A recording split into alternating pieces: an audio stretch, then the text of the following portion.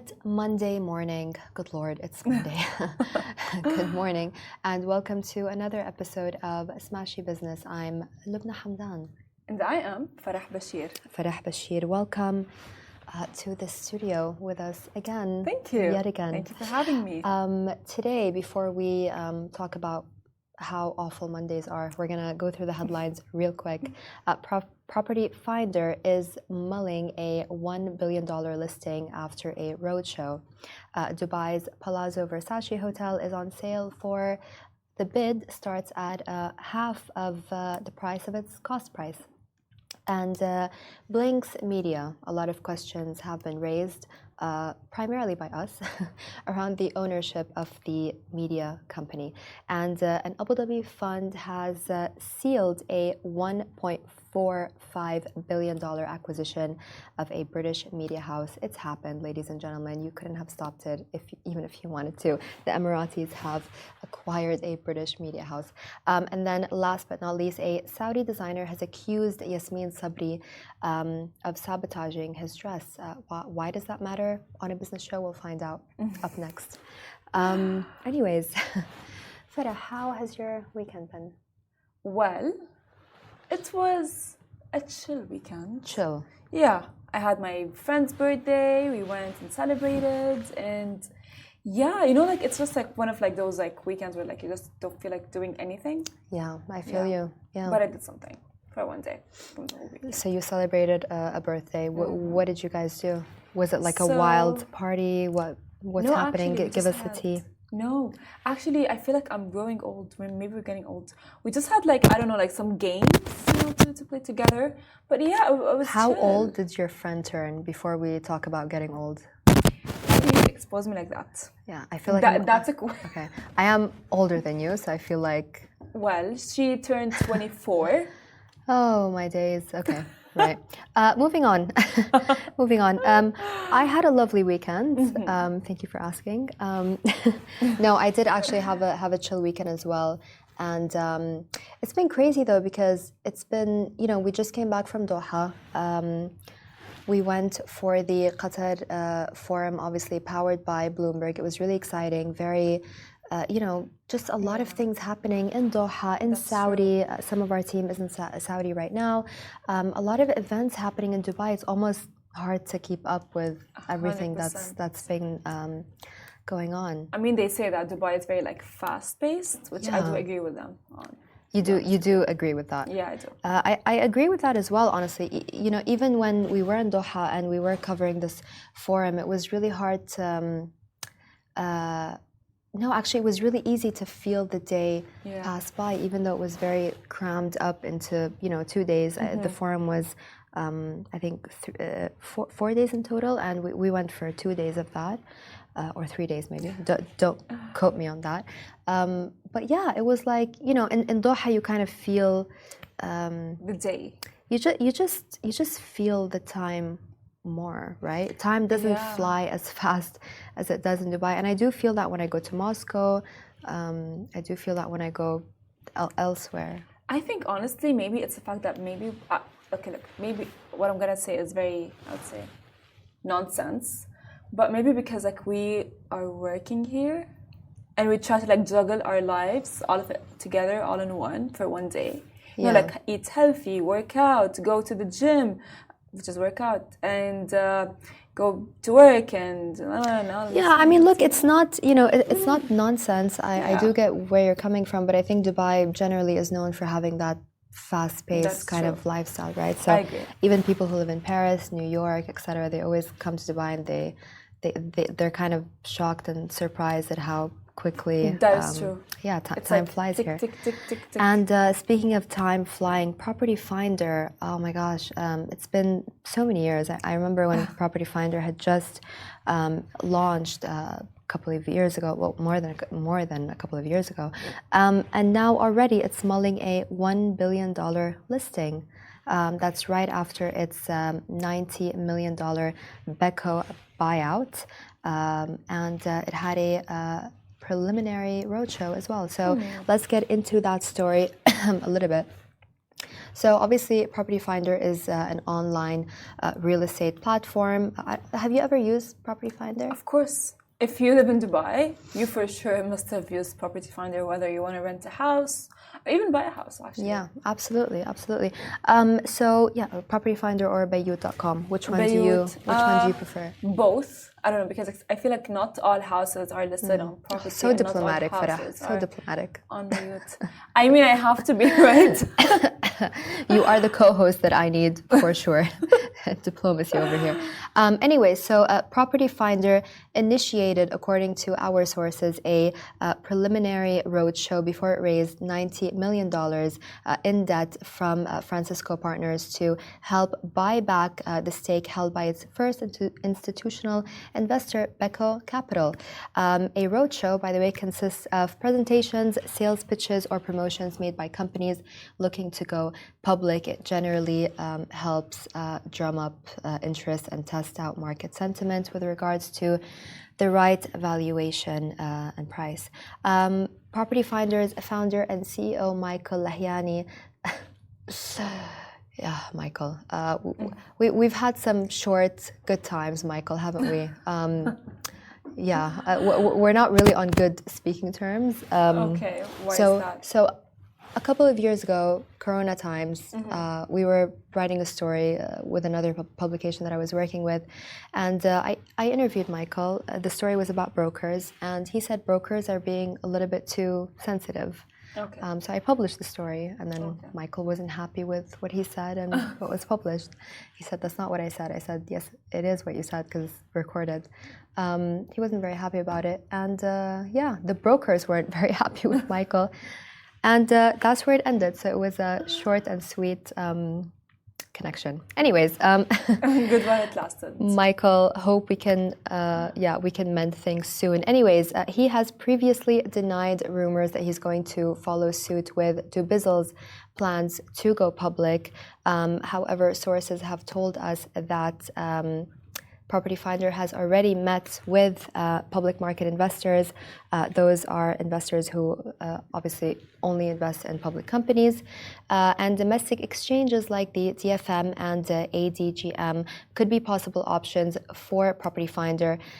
However, they will have to fight tooth and nail to get a platform and a company like that to list regionally. Why? Because apparently they're not built to host a prop tech company, so they're not ready for that yet. It should be interesting. Let's see how it goes. But Danny Fadha, who is the co-founder and CEO of regional VC firm Beko Capital, he said in a public post that Property Finder has only just started. Beko Capital had previously invested in ride-hailing app Careem and failed logistics startup Fetcher, among others. Fetcher is a whole other story. I think we're not going to get into it on this show, on this episode today, but that was a pretty big deal, actually, Fetcher. Anyways, our sources added, they said, historically, the DFM and ADGM have not yet successfully listed a tech-founded company. They have a lot to do before they're an attractive place for tech companies to list.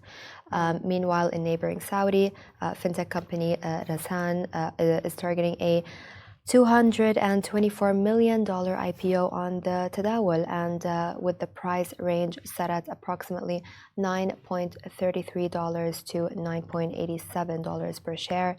While UAE founded and then moved to Saudi, headquartered in Saudi, Tabi, of course, last year secured $700 million in debt financing and raised $200 million in equity financing at a valuation of $1.5 billion. Lots of figures. By the way, regarding to you, Farah. Well, to me. So, of course, you are the expert in numbers. But if I can have an outlook on this, is that Danny Fadha, who is the co-founder and the CEO as well, like the fact he said that of Beko Capital, Property Finder has just gotten started. It's because if you want to think about it, I would say the real estate market in Dubai is blooming, whether it's rent or whether it's you want to buy things. And absolutely. You know what I mean? And a lot of people do actually tend to go to online you know, and technology, we don't do the looking for houses. Yeah, I mean, they've made it so much easier for us to actually look for a place to rent or a place to buy. 100%. So I do see like where his point comes from. Yeah. Yeah. I think the question now is that surely Property Finder is looking to list. Is it going to choose one of the regional exchanges, or is it going to look abroad to list? So I think that's going to be interesting to see. Yes. I do think the regional exchanges are looking to, let's say, facilitate and attract, those unicorns. Property Finder does want to be a unicorn. So let's see what happens. I mean, yeah. I mean, for sure, of course. And for someone who is thinking of buying a property, let's see. Yeah, back in the day, I remember, when Fadi Ghandour wanted to list, I know I'm going to get... a lot of slack. I'm going to get slack for this from Richard because I keep mentioning Fadi Ghandour. Fadi Ghandour, the legend.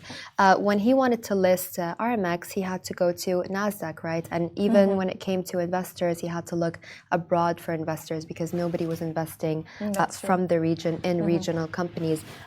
It's changed now. People from the region do want to invest in regional companies, and those regional companies are looking to the Tadawul, to the DFM. So that's why. Yeah, I think as well it will provide, like, I would say, assistance for people who want to invest in, like, I don't know, in like regionally, you know what I mean, like people who are from outside of the country who want to come and invest here in the region. Yeah. No, I mean, absolutely. Why would you invest abroad if you can invest in the region? 100%, right? agreed. Yes. Okay, the Palazzo Versace. Have you been? Of course.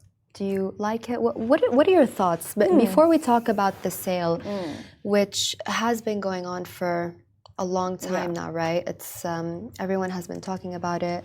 It hasn't exactly been a hush-hush situation about the sale of the Palazzo Versace. It hasn't been doing too well. So I think honestly that it deserved more appreciation. You know what I mean? I think a lot of things contributed to the fact, like, I didn't know that existed, or like the Palazzo Versace existed, until I had an event that I had to go to, which was like a couple of years ago. But I think honestly that it's beautiful. I loved it so much. But it is, yeah. I don't think that it got the recognition that it deserves to get. Yeah. Yeah, I don't know. Did it not get the recognition, or did they not do enough? Was the location wrong? I think the location is, next to Festival City, is not that great for a luxury hotel of that size, right? Agreed. I agree with you 100%. Yeah. So the hotel cost $626 million to build. It's now listed on the Emirates auction with a starting bid of $353 million. In 2016, its developer Insha, which is a subsidiary of Emirates International Holding, said the hotel could fetch at least $300 million. Some people were arguing in the comments that it's not true that the hotel is up for sale for half of the cost of building it, but technically, yes, it is, because that is the starting bid. Now we'll see, who is willing to pay for it. It's interesting that they opted for the auction option. The auction option to put it on. I mean, they for sure, like for it, because like it cost $626 million to build, right? Yeah. It must be a flop. Like it must be flopping so bad that they had to like put a starting auction of 325. Yeah. Right? So again, I think honestly, like a lot of factors do contribute to that. The fact, number one, is the location. Number two, because I know for a fact that getting around there is not really that easy. No, it's you have not. to go through like the Jaddaf, I think. I mean, honestly, just getting to the hotel, like, I don't know how it is now because I haven't been there in ages, and I haven't been there in ages because it's not that easy to get to, right? That's true. Basically, you had to literally, in order to get to the hotel, U-turn on a sandy road in order to get there. Which is now, by the way, a tunnel under Jaddaf. That's one of the other ways, yeah. And it's not only that, it's, by the way, like a lot of things, you know, like if I would want to go to a luxury hotel, I can imagine how expensive the prices of the rooms are, right? Yeah. I would want the full experience. I would not want to feel like, hey, I'm at a hotel and I'm just like, it's another building between the other buildings. Yeah. You know what I mean? Absolutely, I totally agree with you.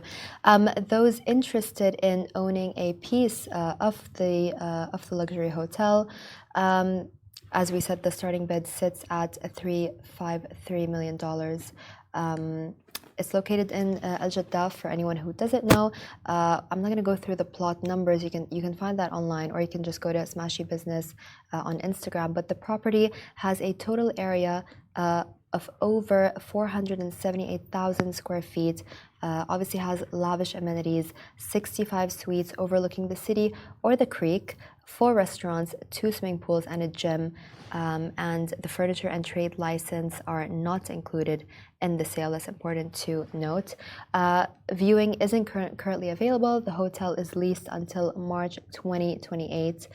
Rent collection and eviction are buyer's responsibility, and the new owner must notify the tenant and cover developer fees. So it's not it for me. It's not it for you. It's not it. No, because you know what? Think about it. It's in Al Jaddah, right?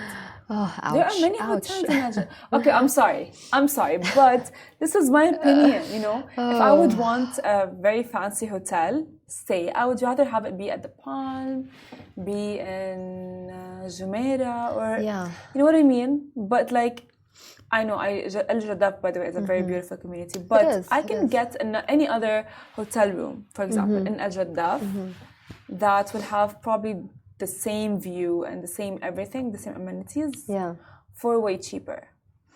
I understand. I mean, look, it is the Palazzo Versace. At the end of the day, it is absolutely unique. But look, I mean, we'll see. I do feel like besides the location, any hotel with a unique selling point like the Palazzo Versace, you know, I think the management has not been that great so far. Anyways, we're going to move on. We're going to move on to something that everyone has been kind of talking about, not really talking about, Blinx Media. Have you been following them, Blinx Media? Yeah, I mean, I was this close to working with them, so. This close to working with them, really? So who did you interview with? How did you, tell us a little bit about that before we go into it. Well, Blinx Media, I remember it started, I know for a fact that an ex-NBC, you know, some of them like NBC who had opened the company. And because he just wanted to, you know what I mean, like, I'd say have the digital media and these short videos with amazing graphics done. That was his idea. And that's what it looks like at first sight, right? So first of all, we got the story because we paid it. I mean, we noticed Blinx Media. Obviously, we knew that it existed, but we noticed it because Mazen Hayek, bless you, Mazen, I'm really sorry about the whole email thing with the car. I realized I was a bit harsh. Please forgive me. Mazen Hayek, ex-NBC, well-known figure, very outspoken. He shared news of Blinx surpassing the 1.3 million Instagram follower mark on his personal LinkedIn, and he added that it's managed to attract 2 billion views in just 8 months. That's a lot. In September last year, Blinx suddenly appeared, right? It's Arabic language, calls itself Digital Storytelling Hub, came onto the Dubai media scene. In just 8 months, it's got a state-of-the-art studio, metaverse production facilities, 150 staff, a free Snapchat-like content app, and 1.3 million followers on Instagram alone. The general manager who you were referring to is Nakhle El-Haj. He's also ex-NBC, ex-Al Arabiya. He told The National that he envisioned young people creating relatable content in a way the media region has yet to see. Indeed, the region has yet to see a media company whose ownership is not only ambiguous but seemingly indifferent to making money. That's what surprised us. We started kind of looking into this. Blinx has no advertising, has no subscriptions. Its mission is more story, less noise.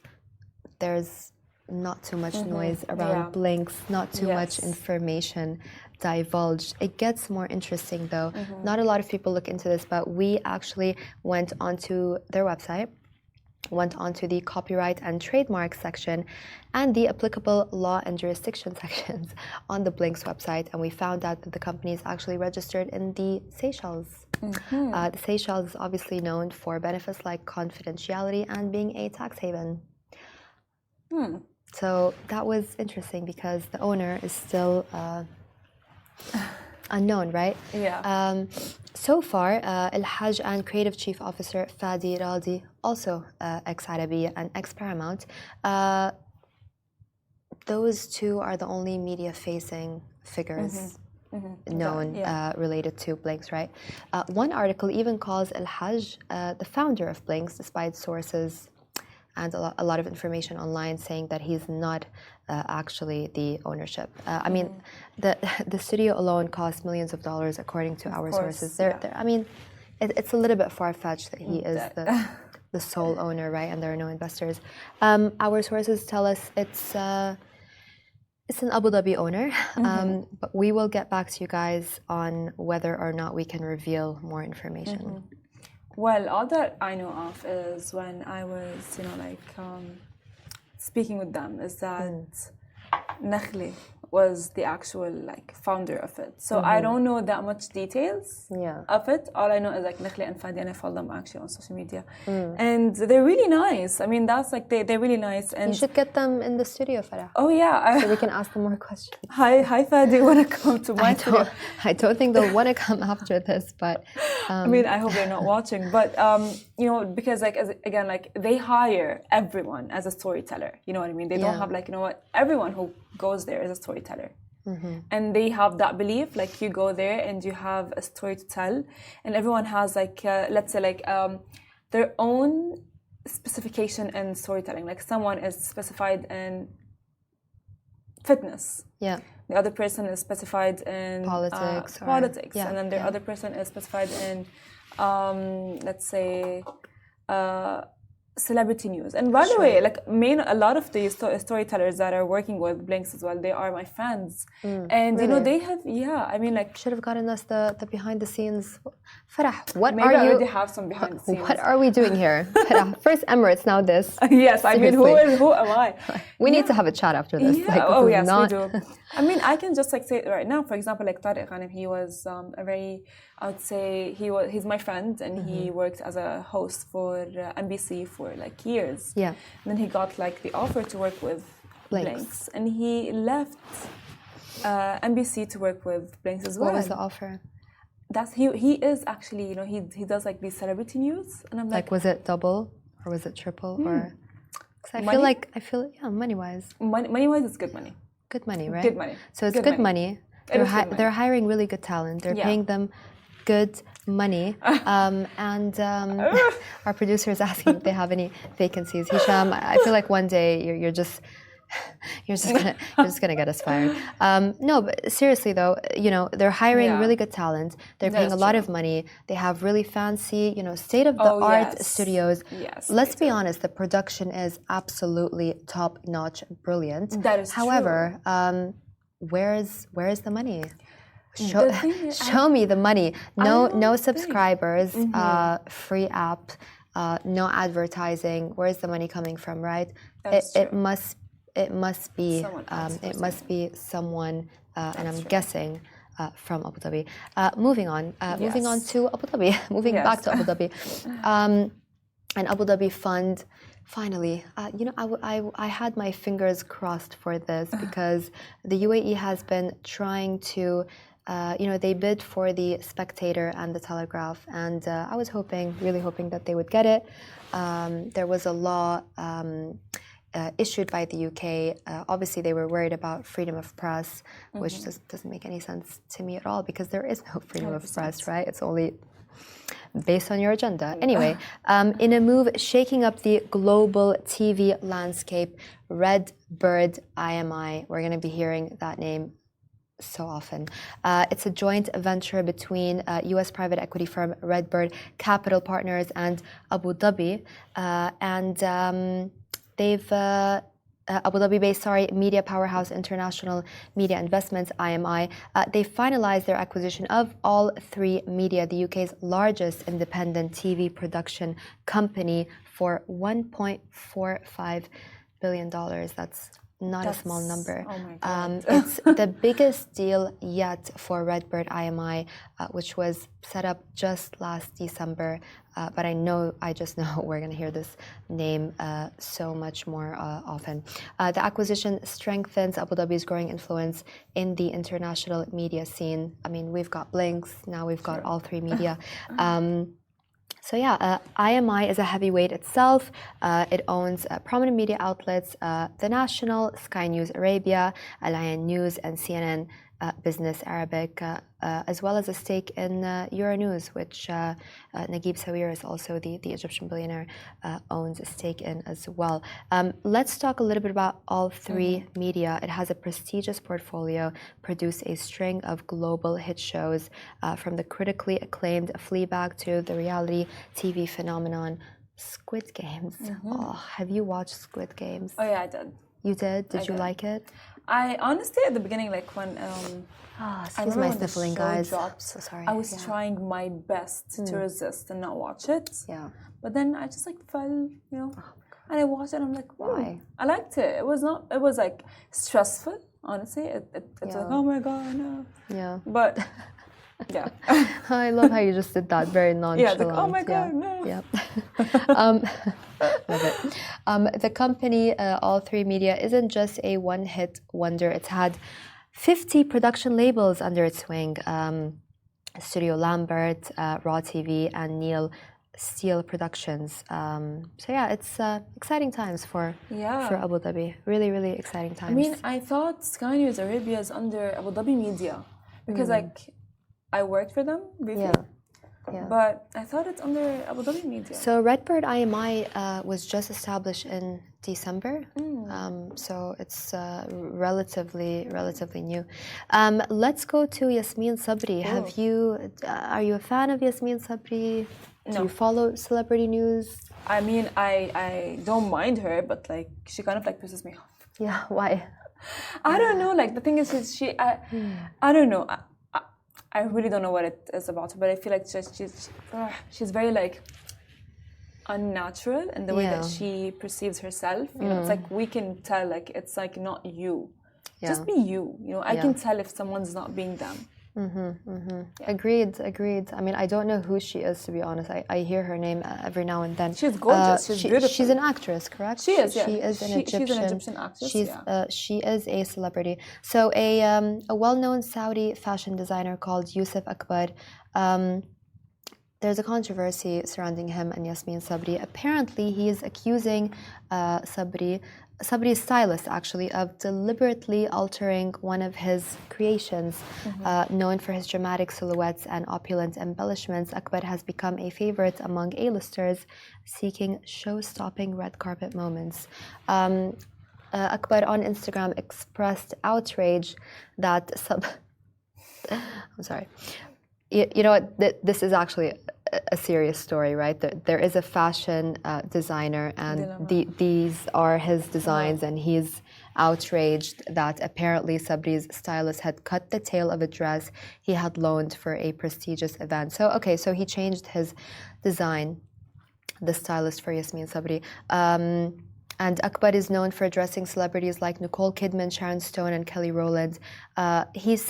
He emphasized that while loaning dresses for events is common practice, there needs to be respect for the designer's vision, he said. Fans of Akbar's agreed with him, and they took to social media criticizing Sabri and her stylist for disrespecting the designer's work, and the incident sparked discussions about the power dynamic between designers and celebrities, some arguing that designers are pressured to cater to unrealistic demands. What do you think of that? I think if she had bought the dress, then she would have the full right, because it's her dress now. Yeah, agreed. But if she had loaned the dress, then I'm sorry. that is disrespectful in a way because, you know what I mean? Yeah. I feel like Hisham, our producer, said it's not the first time though. Hisham says she always copies Cristiano Ronaldo's fiancée Georgina's style and dresses. Yeah. that is true, but again, like, see, like, it's not Hisham, about like. you're I feel like so in tune with celebrity news. Since when? Abu Hashima, she was married to him. Yes, Hisham, yeah. Hisham, you have too much power, honestly, speaking into these earpieces. I feel like we should do something about it. It's just too much power for one person, isn't it? It's like playing with your mind. There is a bigger one. Anyways, I do think this sparks a bigger, a wider debate around, IPs and for designers and absolutely having respect for their designs. Exactly, because like, look, if someone comes and tells you, hey, you look like this person, you're gonna start to dress more like them. Let's put that as like a note for God, I hope not. Hisham. Because like, I mean, I don't know, it's just like it's something that happens subconsciously, right? Yeah. But regarding the dress, unless somebody tells me I look like, I don't know, Nicole Kidman or something, then I would definitely start dressing like Nicole Kidman. Yeah, but regarding the dress, if she had bought it, then it's her dress, and she's like, I would say like she would have the, I'd say the full right and the full freedom to do whatever she wants with the dress. Agreed. But if she had borrowed or like the dress is alone, then I think that's like disrespectful because like you initially like the dress for that, so why change things? Yeah, I do agree with you, and I guess it's the same for journalists, right? When you write an article and an editor, changes, alters alters a lot of things in the article or whatnot. But it's interesting because most of the time these celebrities can get away with everything and anything, right? Yeah, it's interesting. We should look more into fashion and some of these, pain points, like even the smaller designers having their work copied by the bigger kind of fashion brands. That is true. So I do think it is a serious. Even though I was laughing a little bit about it earlier, but it is no laughing matter. I just thought it was. Kind of funny, but not really. But yeah, anyways, stay tuned for tomorrow's episode. I can't believe we've been talking for 42 minutes. I didn't even notice. Girl, we just can get along. I guess I'm a little bit hyper this Monday morning. It's a ratchet Monday morning. Follow us on Smashy Business on Instagram if you want the Hisham talking in my ear again, too much power. If you would like the video version of this, go to smashy.tv or you know the drill. If you're listening to this on podcasts, get us wherever you get your podcasts, and we'll see you tomorrow.